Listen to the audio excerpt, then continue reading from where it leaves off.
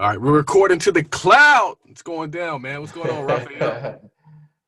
Yeah, man, I'm tired tonight, man. I don't know what's going on. I got sick again. We'll make it quick. Yeah, we'll make it quick. System right in. What are we on? 26, right? Yeah. Wow. So, Tweet Talk, episode 26. It's lit. Yep. It's lit. It's December. Christmas fast approaching.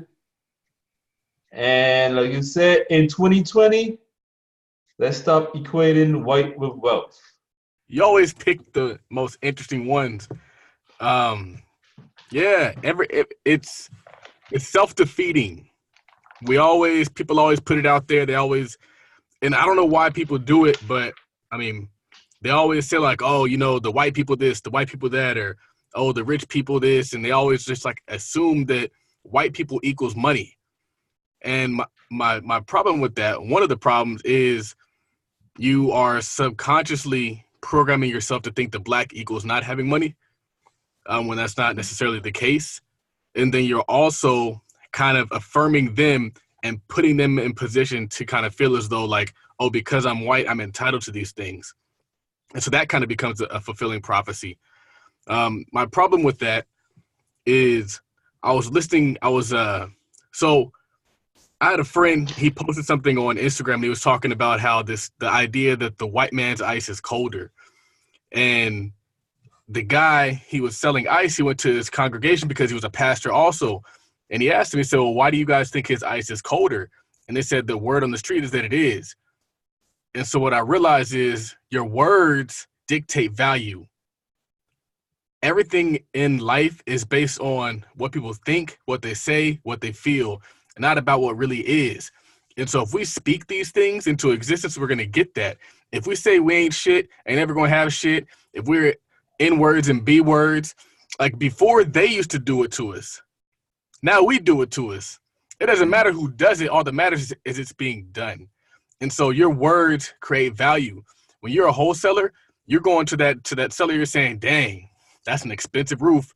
Dang, that's an expensive repair job on the pipes. Electricity is going to cost us so much money to get that down. They're pushing the price down by telling you all these negative things about it. And so that's kind of what we do. We push our price down with our words. We're not actually valueless. We're not actually worthless, but we do it with our words. And so we got to stop equating them with greatness and us with not being great.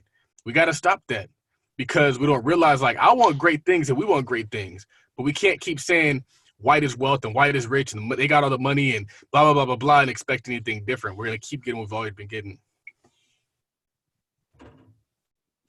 Yeah. Like you said, you were saying something along the lines of perception is reality. 100%. 100%. I remember we talked about last week when Xavier was on the show, and he said that if you think you can, you likely will. If you think you can't, you likely won't. And so what I take that as is like, for me, I always find a way because I think there's a way. Whereas if there's people who they think that it's their destiny to lose, they're going to continue to find a way to lose, and they're going to blame everything else but their mindset. Right. And I saw a tweet before that you said the same circumstances you are complaining about are an opportunity. 100%. I mean, we talked about it last week. We were talking about how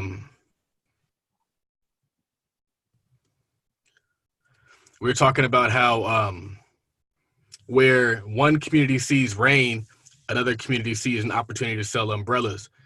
And we have so many different situations in the African-American community that aren't beneficial, that are actually just opportunities. I saw somebody post something about a pharmacy desert, and they said that like in certain communities, there's like no pharmacies.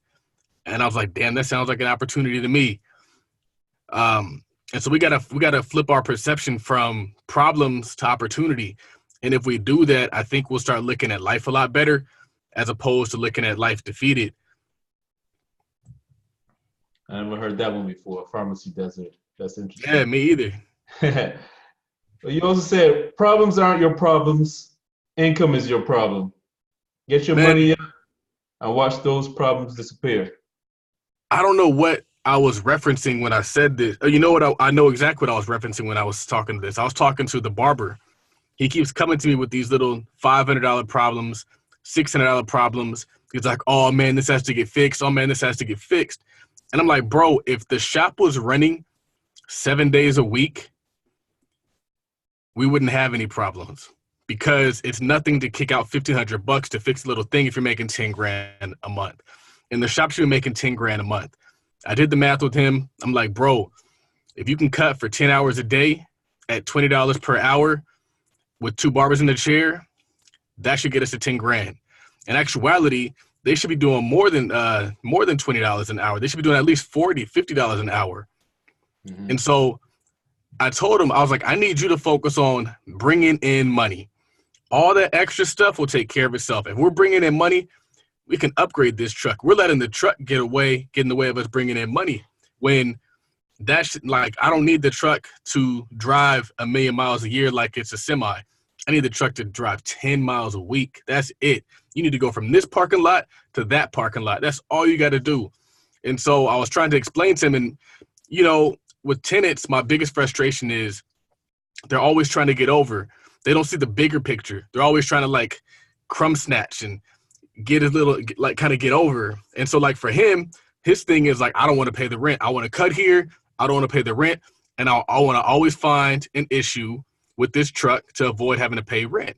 So for the first 3 months, he kind of was successful in doing that. Oh, it's a stair. Oh, it's the AC. Oh, it's the engine. Oh, it's the alternator. Oh, it's the shifting column. Like it was always an issue. Every single month it's an issue. And at first, I kind of was upset, but I realized like bigger picture stuff is we're long distance. So for me to send a mechanic out there to fix everything is going to cost us time because it's going to sit there not being used. It's going to cost us money because he has to go on site. It's going to cost us the labor, the parts. Fixing a vehicle is not cheap. And so the offset, this guy's pretty handy. He can do all the work himself. He replaced the alternator. He replaced the steering column. And so I was like, you know, we already agreed to having this kind of rent of $500 per month. It'll just be a wash. So I told him January 1st, we're doing what we got to do. So I've seen the pictures and it looks good. Like what he's created is, I mean, it looks really nice in there. The lights look good. Everything's looking real functional. And so I'm telling him like, you need to be cutting out of that thing all the time. He actually shut down this physical site that he was using, and now he's cutting in our shop 100% of the time. So my shop should be churning every single day. Every single day it has to be running.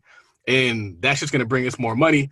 But there's people who are self-employed and there's people who are business owners. He is self-employed. I'm a business owner. Therefore, I look at it a lot differently. He's looking at how much money he can make. I'm looking at how much money the business can make. It's two different things. And so that's why he doesn't see like, we can't use the second chair, because he's not looking at how much money he can make off of the second chair just by having somebody cutting hair passively. He's looking at how much money he can bring in because he's a business person with an employee mindset. So that's kind of where I was going with that. And you've actually physically gone there recently, right? I went there about 3 months ago. Oh, 3 months ago. All right. Well, it's up and running now anyway. Yeah, it's come a long way, man. I mean, we already knew we're taking over something from somebody. They're likely selling because there's problems. Likely selling problems that they couldn't fix themselves. And so having somebody do all that stuff could have cost us so much money, man. So if it's a wash, we lose 3 months. I told Lamontre, I was like, faith and patience. He kept wanting to pull the plug on the guy. He's like, nah, we got to get him out of there. We got to get somebody else in there. And I was like, let's just let it work out and it'll come to fruition. And it has come to fruition. And I think that we'll be in good shape starting January 1. Well, that's good when you don't have to, you're not desperate for the money. You don't need money like day one to eat. Right. 100%. And one of the things, and that having rental properties helps that. Having consistent cash flow coming in helps you make intelligent business moves. I mean, if you're starving for money, like we need this money ASAP, we could step into something where we pull the the truck from him, and then he damages it. He like pulls all his stuff out there, and then we get left with some shit, which I was trying to avoid. I did not want to have a truck that he had ruined. I didn't want those problems. So I was kind of trying to keep the peace there. And it just kind of make the relationship make sense. Our goal is to build up more sites. These people love that truck. They're like, oh man, a mobile barbershop. This is so cool, blah, blah, blah. It comes to you, it cut your hair. They love it. And it's, I don't know. I was talking to somebody. I was like, it actually makes sense to have a mobile barbershop, because imagine if we would have got some real estate, built out the barbershop. The real estate would have cost us like $100,000. And then you only have one place that you can have that barbershop. We could take our barbershop wherever we want to take it. We decide we want to take it to Morehouse, we take it to Morehouse. We decide we want to take it to the club, we take it to the club. You can't do that with a physical barbershop. We have hacked it. We are the Uber of barbershops right now. Right. You can go pop up on festivals or whatever. Yes. All right, so you said there's a reason other communities don't let rappers and entertainers speak on behalf of the community. And it's because that's not their lane. Leave decision making to the educated and informed. It's a problem when LeBron James is a spokesperson for the Black community. It's a problem when Jay-Z is the spokesperson for the Black community. I was a long time ago, Boyce Watkins pointed out that like Barack Obama brought in a bunch of people to the White House, but it wasn't policymakers. It wasn't people who were moving and shaking. It was a bunch of rappers in the Oval Office, and they were just meeting with Obama. And I don't know why we do this. I just know that we do this. But if you look across the aisle, no other community does that. No other community is asking their athletes, their entertainers, what they think about foreign policy, what they think about race relations, what they think about any of that stuff, because it's not their lane. It's not your lane. So I think that has to change. And it's just something I'm realizing. Kind of in the wholesaler conversation that I've been having lately is like a lot of wholesalers, like they're coming at me and they were talking crazy, like, oh, what are you talking about? And I was like, bro, like you guys, a lot of these wholesalers are not the most educated individuals. There's somebody who learned a wholesaling skill, and now they're out there taking advantage of people and getting their property from them and then selling it to people with big money. My problem with that is that they're selling out their community. My problem with that is they don't even know. They literally don't have I don't think they are. It's young dudes out there. Dudes like 17, 18, 19 out there getting a property under contract and then selling it to a flipper, and the flipper goes and does what he does with it. And so my problem is that like these people, just because they're making money, they think that they know what's going to benefit them in the end. And I'm telling them like slave traders, they thought they were just making a buck. Like, I'm getting paid, man. Look at me. I'm shining. I got the gold on. And you just sold out your whole community to a whole other country. So my thing is, like, I don't come from a place of ignorance. I come from a place of intelligence. And so if I'm telling you something, it has a lot of wisdom and foresight and forethought into it. I'm not just chasing a quick buck. We can't keep just chasing a quick buck. We can't keep just chasing the bag. Rappers, entertainers who sell you death, destruction, sell you drug dealer movies, sell you thug movies, sell you lean in the cup stuff. They're getting a bag too. They got chains and they're shining too. They got whips too. Getting the bag is not the solution, and it should not be your goal all the time.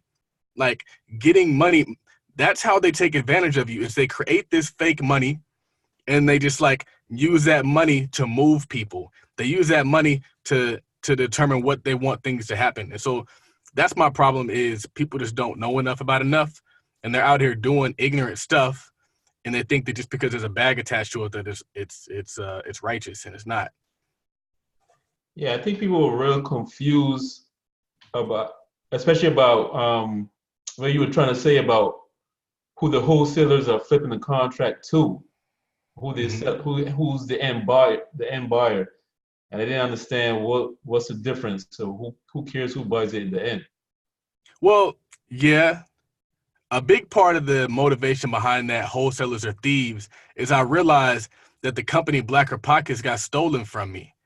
And I realized how they stole it from me is they first and foremost, it wasn't even their idea. I started the idea. I started the page, and then the person went and bought the domain to my company.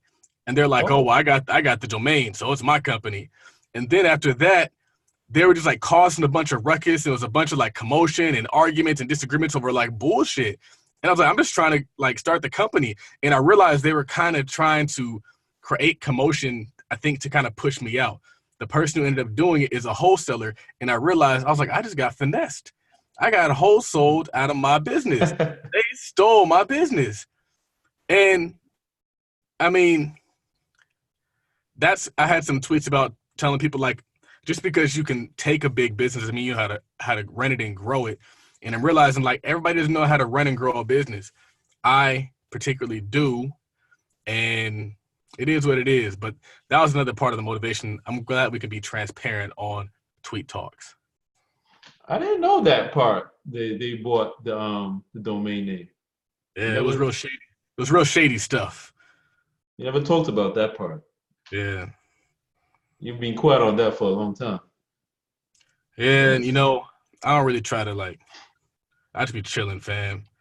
Just trying to build up Tide Capital Oglesby Holdings. I hear you. I think the whole thing with the holding up the rappers and entertainers as leaders, I guess it's because our community sees them as being what is the what's considered successful in our community. Yeah. But I think it's that, and also they have a platform. So LeBron James just happens to be the person on national television. These people just happen to be the people on radio stations. Now we can kind of create our own radio stations. Now we all have a platform through social media. So we don't have to depend on LeBron James to be that guy or Muhammad Ali or whomever. But I mean, I guess you're right. I mean, that's right. I can see that too, where they're like, oh, well, you made it. You were successful. You're winning championships. You must know something. Right. Those are the ones getting the money, they think. Now, you mentioned Oglesby Holdings.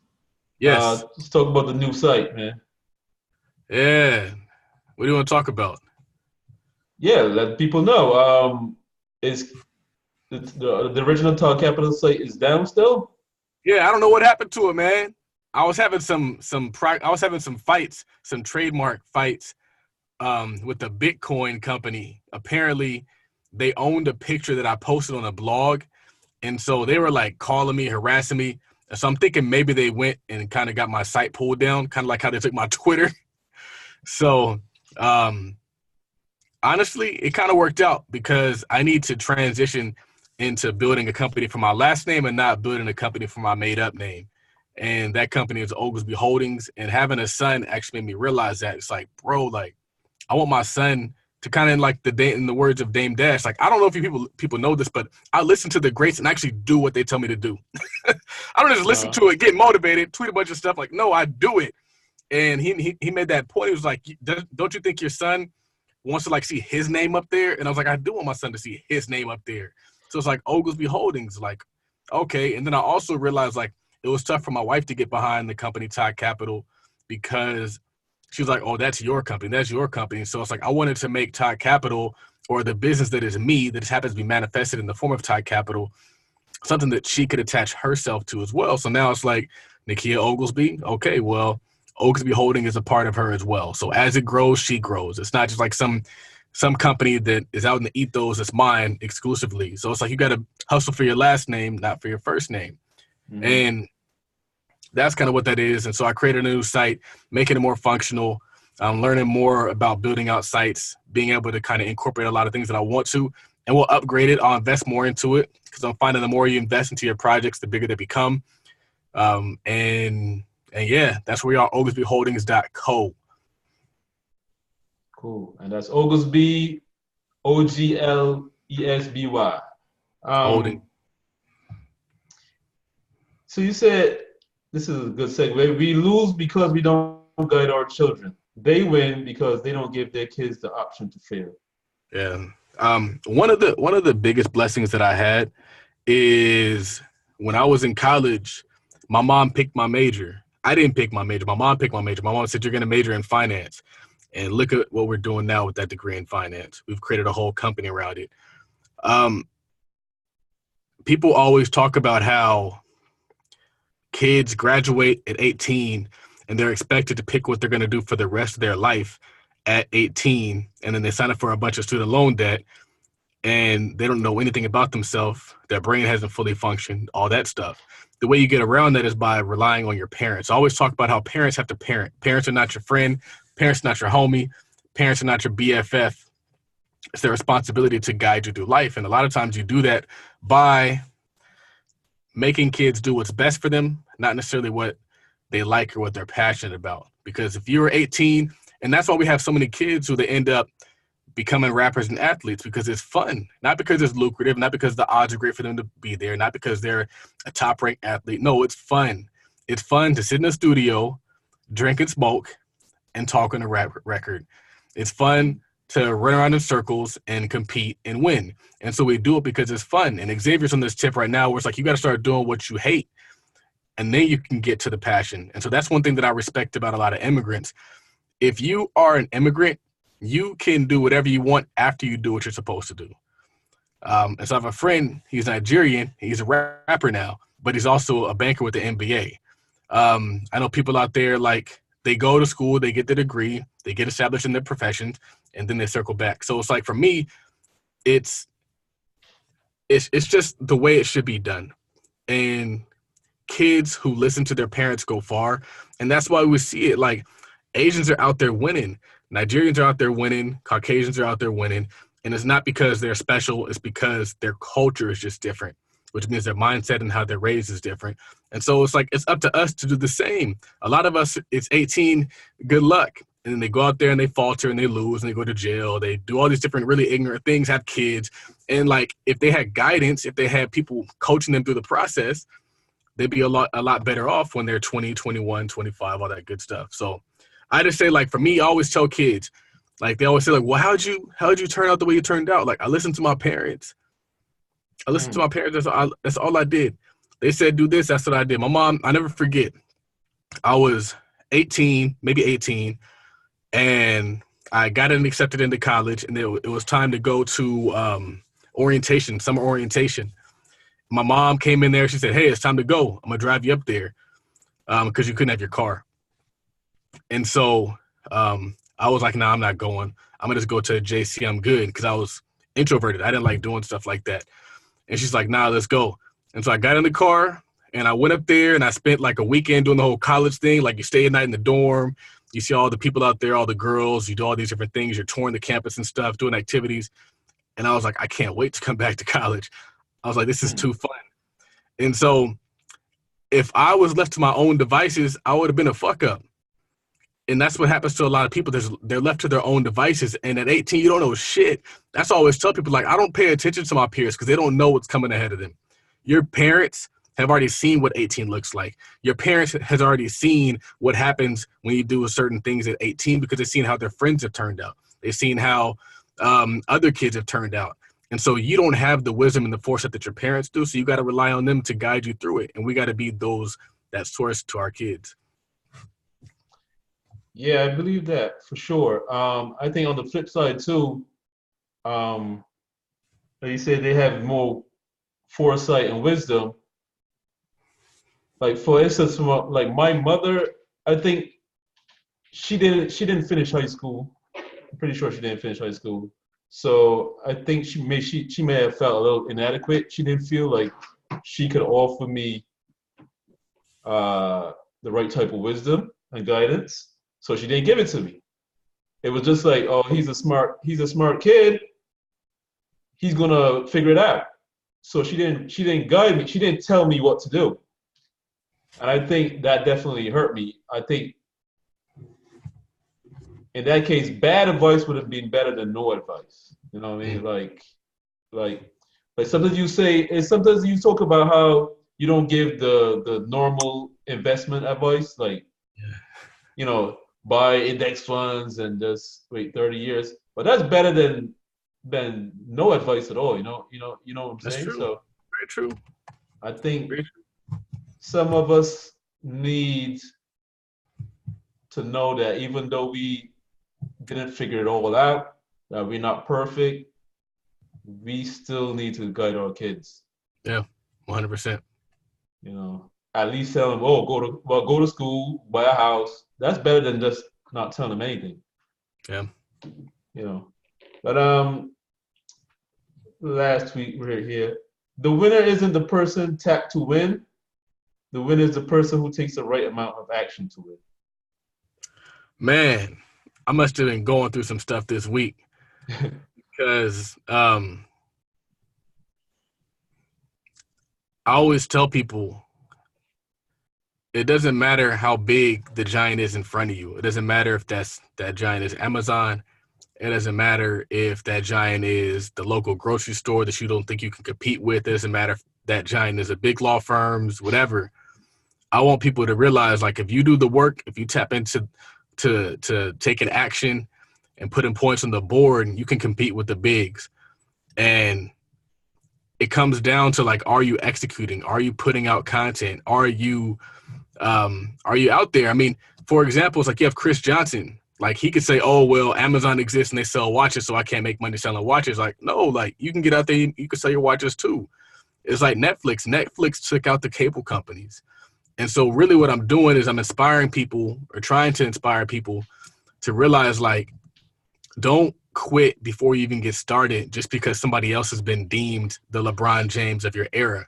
If that was the case, Steph Curry would not exist.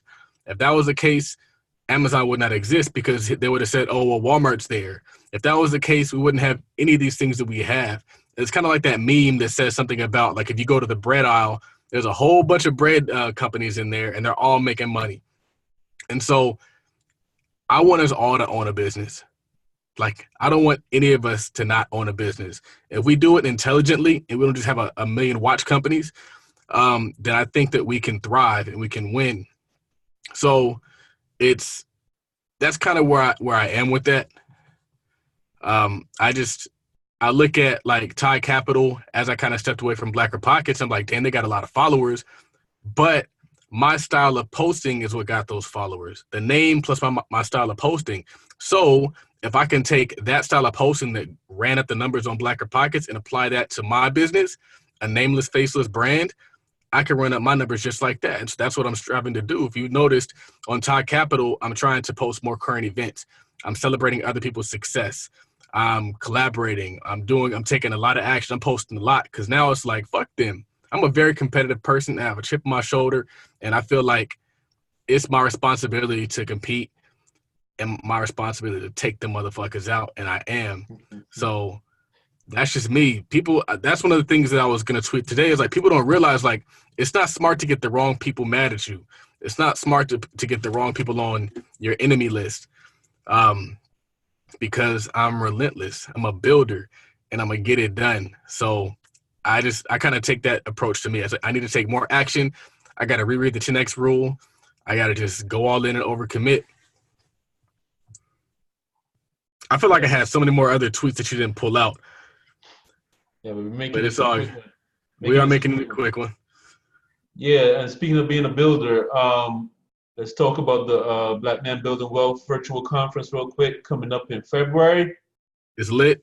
You can get your tickets at Tide Capital Oglesbyholdings.co/Black Men Building Wealth Conference.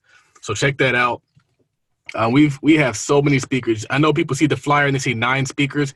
It's probably about 15 or 20. Anybody is speaking at this conference. Myself, Andre Hatchett. We got Julian Gordon. You guys might know him. He works with Dr. Boyce Watkins. He also works with who else does Julian Gordon work with? I know he works with Dr. Boyce Watkins. We also have the infamous CPA. We also have who else do we have? Everybody's on there. We have Byron Sellers, Mobile Home and Lead Investors. We also have Xavier Miller. Xavier Miller is going to be speaking. Torrance Reed from HBCU Wall Street. Yep. We have the brother who just got interviewed on the Bigger Pockets podcast and also the Black Real Estate Dialogue podcast. Everybody, I haven't got a chance to update this. We have Chris Senegal. I'm not sure if I said that. the guy who's doing the development out in Houston. So we're going to be adding people daily. It's going down. I might get Doug Depp to speak. And it's going to be one day of just power pack lecture after lecture after lecture after lecture. And you also will have access to the recording. So you can watch it live or you can watch the recording. It's going to be February 29th. It's going to be that Saturday from 10 in the morning until 6. And we're just going to do it. And we're going to move on to the next. And we're going to say, okay, what's next? But I didn't want to not do it. I didn't want to put it out there and kind of walk away because it's not perfect or it's not this, or it's not that. It's never going to be perfect. But we're going to do it, and we're going to bring value to the people. Tickets are $75 for the first 100. So after 100, it might go up to 150. The great thing is we're actually doing this for charity. So the goal really is to use this money to invest in Black men-owned businesses. So I had this idea that after we do the conference, we're probably going to do a Black men pitch competition where you can pitch your business and the winner gets the money that we raise from the conference. We're just going to keep flipping it like that. Because when you change things for your people, you create wealth for your people, and that's what we're going to do. I got to tweet that. Yeah, tweet that. All right, man. So let's take this out. Shout out to all the friends of the show, sponsors, Mindset Matters Tees, friends of the show, Chris Johnson and 17th Watches, 24/7 Watches, Ericka Williams, Terry Gioma at I'm an Investor, Huddle States. Who am I forgetting? 24/7 Watches. Also Soul for Soul, iPad, AirPod cases. Anybody Black business. Also check out gumroad.com/Talk Capital. Check out oglesbyholdings.co. We got to add Raphael to the website as Director of Media or whatever you want your title to be. Whatever you want to be. What do you want your title to be, man? Maybe VP of Talk Capital Media or something. All right. There we go. There we go. It's going down. And when you create something, you can put your people on and you can promote your own people. So I encourage you to do more creating, more promoting of other people, because that's just where we got to take this as a culture. I want everybody to own a business, not just us, everybody. Whatever you can, if you want to sell mugs, if you want to sell flags, if you want to sell cigars, if you want to sell watch cases, whatever, we got to sell something. Find some product, as they say on the Tweet Talk show. We out. All right. Peace. All right, man. Get to your studying. Yep.